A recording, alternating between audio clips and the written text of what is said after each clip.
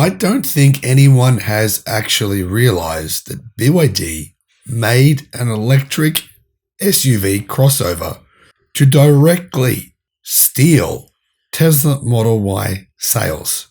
Why do I say this? Well, I'm not trying to clickbait you. I'm saying this because they really did do it. Hello, my friends.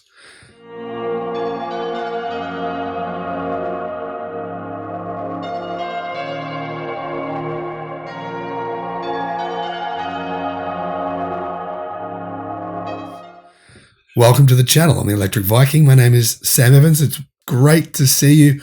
I'm coming to you from Melbourne, Australia. It is 7 a.m. It's a beautiful winter morning here. Doesn't really get cold in Australia. Maybe in Tasmania, it gets pretty cold down there. But really, we have very mild winters here. Very grateful for that. Now, yesterday, I picked up my Chinese electric car. And while I was driving it, I thought, this thing drives very, very well. Not quite to the level of a Tesla Model 3 or a Tesla Model Y. Maybe, I don't know, I haven't driven a Model Y. But it drove so nicely and so much better than my old BMW. It was an amazing experience, and it got me to thinking, the Chinese are doing this, right? BYD, they buy competitors' vehicles, they bring them in, and they literally take them apart piece by piece by piece by piece by piece. Clearly, BYD have done that with Tesla cars. If you don't know that they've done that, you don't know much about the history of BYD. That's true. Wang Chanfu, who started BYD, actually bought a Mercedes S-Class I think it was about 15 years ago. He brought it into his engineering team. I mean, this was one of the most expensive vehicles you could buy at the time in China. And he said to his engineering team, okay, take that thing apart piece by piece. We want to re-engineer that thing. And they looked at him like, are you insane? That's worth $200,000. You've got to be out of your mind. And he got his keys, his car keys. He walked over to the car and he scratched every panel. And he said, well, go for it. It's old now. It's used. We can't sell it. So what do? They took it apart piece by piece. Well, if you don't think BYD is coming for Tesla, you're wrong. Don't get me wrong. Currently, Tesla make about 15 times the amount of profit per car that BYD make per car. That matters. But BYD, I believe, plans on becoming the biggest car company in the world, and they're scaling up, ramping at a rate that would make that possible, theoretically, by 2030, which is what I'm saying will probably happen. And now, they've made the Seagull. The Seagull looks very similar to a Tesla Model Y. The shape of it is incredibly similar. Now, incredibly, just coincidentally, it's also almost identical in dimensions to a Tesla Model Y. Tesla Model Y, length 4,750 millimeters. BYD Sea Lion, length 4,770 millimeters. There's literally a 2 centimeter difference in length between the two cars. What about width? The Sea Lion, 1,910 millimeters. The Tesla Model Y, 1,921 millimeters. There's a 1 centimeter difference in width. But what about height? Tesla Model Y, 1,624 millimeters. And the Seagull, 1,620 millimeters. These things are almost identical. To the naked eye, you would not be able to tell the difference in size or dimensions in either width, length, or height. Basically, BYD have copied the Tesla Model Y dimensions. Almost identical. So close, you really wouldn't be able to tell. Unless you got out a real tape measure. Even with a tape measure, it would be hard to see the difference between these two cars. You might even think they're the same. So yes, BYD have essentially copied the Tesla Model Y, which is good. In fact, I might buy one if they bring them here to Australia because, as you know, I've already ordered the BYD Atto 3. This is a bigger version. This is a better sized car for me. In fact, this would be the perfect size car. What about price? Well, seeing as it's BYD, I'm going to guess it's going to be a bit cheaper than a Tesla Model Y as well. What else do we know about it? Well, we know what BYD have said. They're saying it's expected to go on sale in the third quarter of this year, meaning it needs to go on sale in either, well, it's not going to happen this month, so either August or September. So within the next 2 months, it's going to go on sale. How does BYD launch so many EVs so quickly?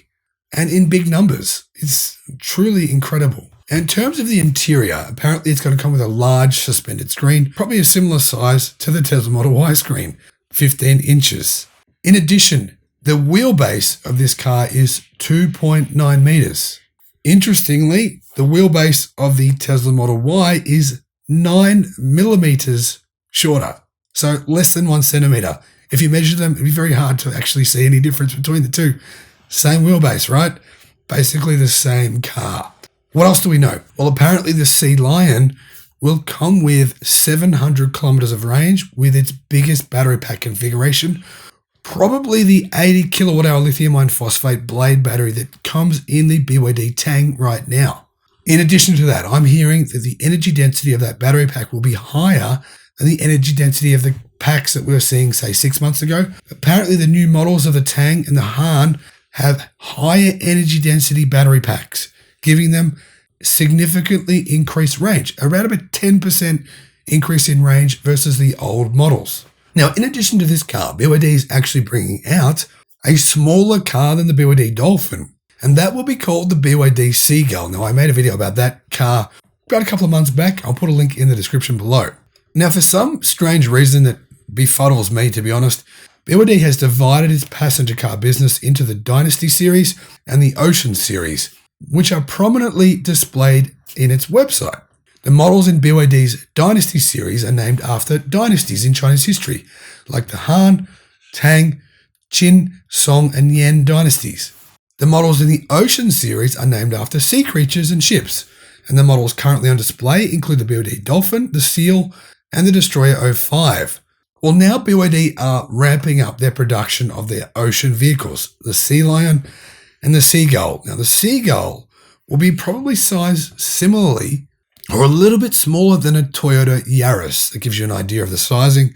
If that's going to suit you or not, I don't know, but I think it's going to be really good because that'll give BYD a cheaper entry-level car. I think they're probably going to come in at around about $20,000 for that cheaper model when they're sold overseas. I think you'll find that in China, they're going to be priced at around $10,000, which is pretty incredible, really. But considering the BYD Dolphin starts at $14,000 in China, it makes sense. Now, here in Australia, I'm going to guess the new BYD Dolphin will cost around 35,000 Australian dollars. Eventually, if the Seagull comes here to Australia, you'll be looking at probably about 25 to 30,000 Australian dollars. And the Sea Lion, Tesla Model Y competitor, I'm going to bet they're going to come to market at around 55,000 Australian dollars, or maybe about 38,000 US dollars. Euros as well, 38,000 euros. That's probably the price you'll be looking at in Europe when they come to your market too. Now, of course, BYD are selling their cars all over the world. So you've got the Philippines, Brazil, many areas in Central and South America, India, New Zealand, Singapore, Australia, the UK. Of course, they're already on sale in Norway. There's a bunch of other European countries they plan on going to.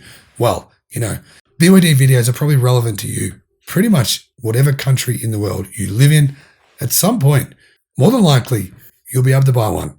Now, as you can see, the Sea Lion is clearly meant to compete with the Tesla Model Y. Now, I want to know what you think. If you're in the market for a Tesla or an electric vehicle, would you consider a BYD Sea Lion? Is that something that you'd think about? Let me know what you think in the comment section below, and have a great day. Bye-bye.